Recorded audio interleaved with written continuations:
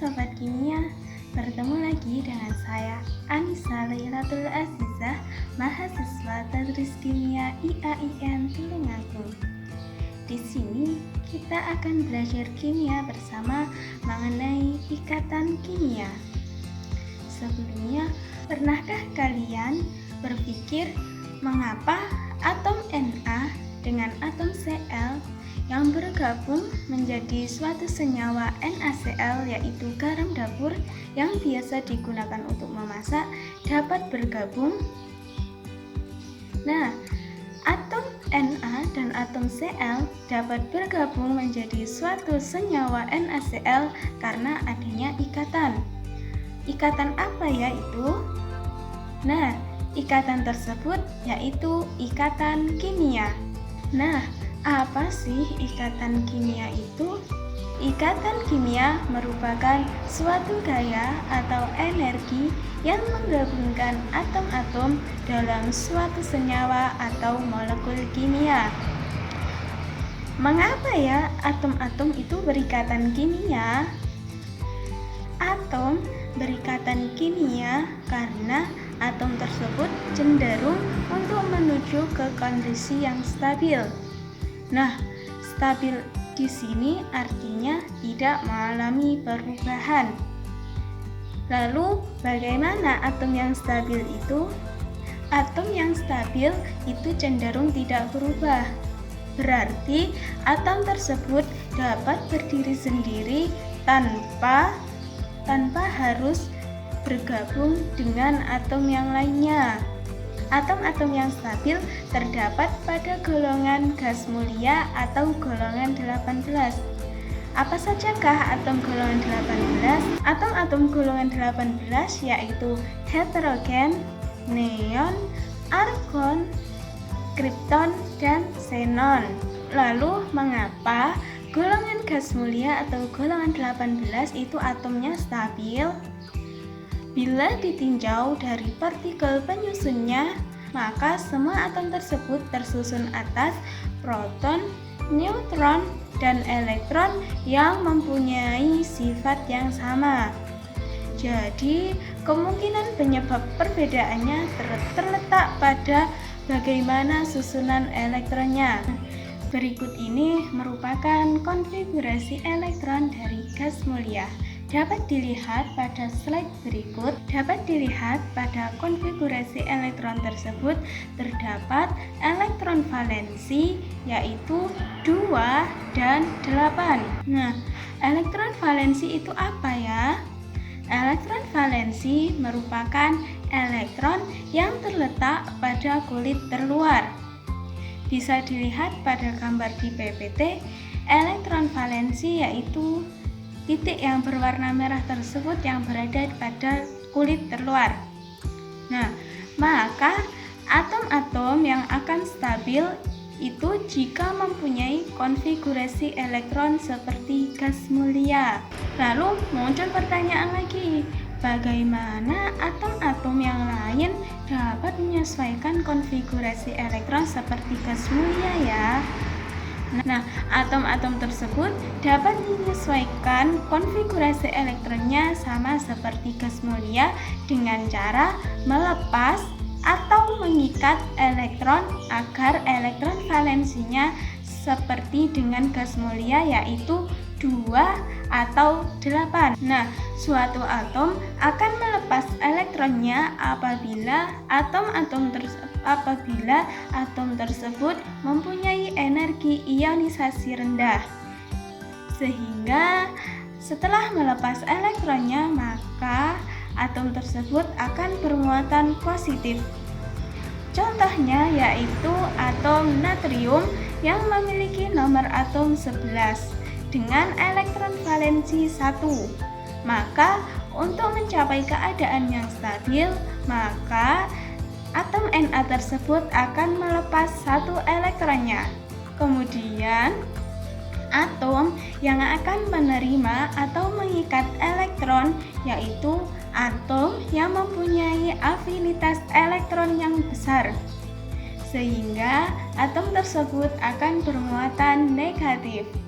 Seperti contoh pada atom Cl yang memiliki elektron valensi 7, di mana untuk mencapai keadaan stabil, maka atom Cl akan menerima atau mengikat satu elektron. Selanjutnya yaitu simbol Lewis. Simbol Lewis merupakan penulisan suatu unsur di mana elektron valensinya akan diwakili oleh titik. Keberadaan struktur Lewis ini sangat penting untuk menggambarkan jenis ikatan kimia yang terjadi pada suatu senyawa dan proses terbentuknya ikatan kimia tersebut. Selain itu, struktur Lewis juga berguna untuk menggambarkan suatu rumus senyawa atau molekul. Ikatan kimia terdiri dari 3 jenis, yaitu ikatan ion, ikatan kovalen, dan ikatan logam. Ikatan ion terbentuk melalui proses serah terima atau transfer elektron. Seperti contoh ikatan yang terjadi pada NaCl, di mana elektron valensi dari Na dilepas untuk diterima oleh atom Cl. Ikatan yang kedua yaitu ikatan kovalen. Ikatan kovalen terbentuk melalui proses penggunaan elektron bersama atau sharing elektron.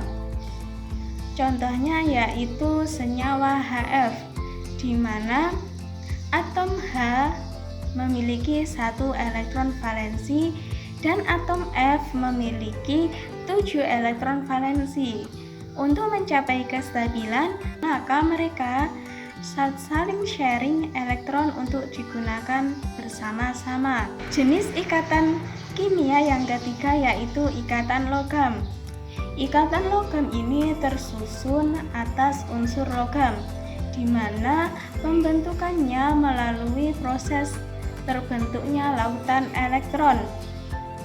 Seperti pada gambar tersebut, terdapat proton dan elektron yang terdelokalisasi, di mana elektron tersebut akan berpindah-pindah tempat untuk bergerak. Nah, untuk mencari ikatan ion dan ikatan kovalen juga bisa menggunakan selisih keelektronegativitas berdasarkan skala Pauling, di mana apabila selisih tersebut lebih dari 1,7 unit maka termasuk ikatan ionik.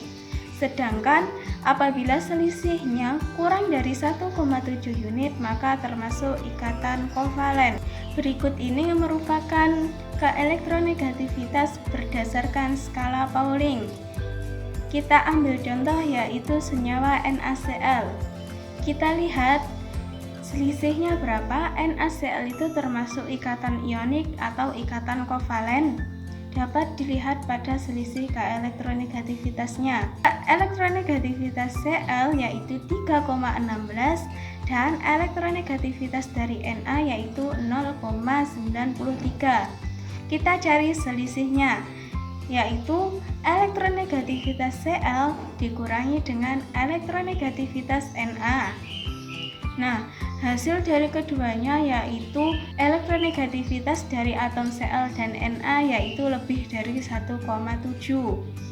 Jadi, NaCl termasuk dalam ikatan ion.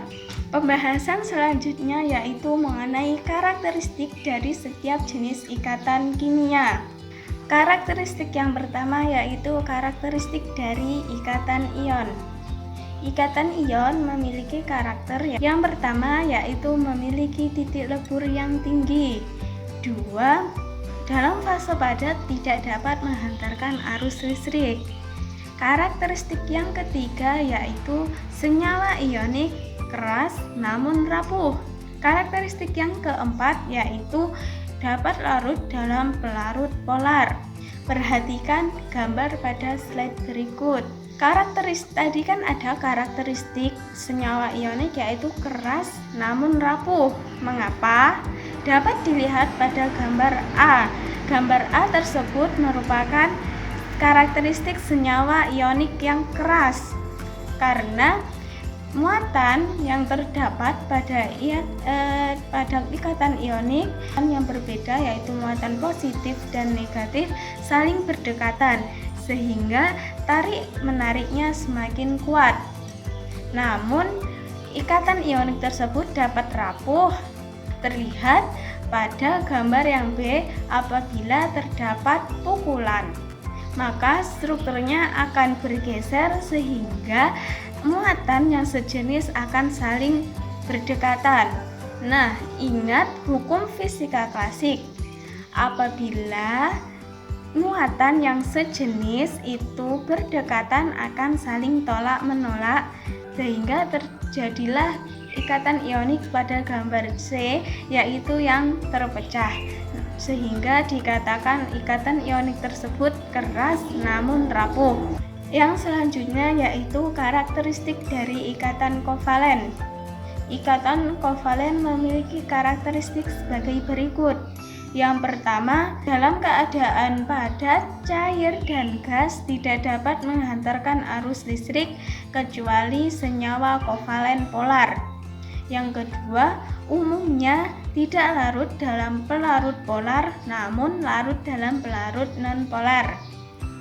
Karakteristik yang ketiga yaitu senyawa kovalen polar dapat larut dalam air.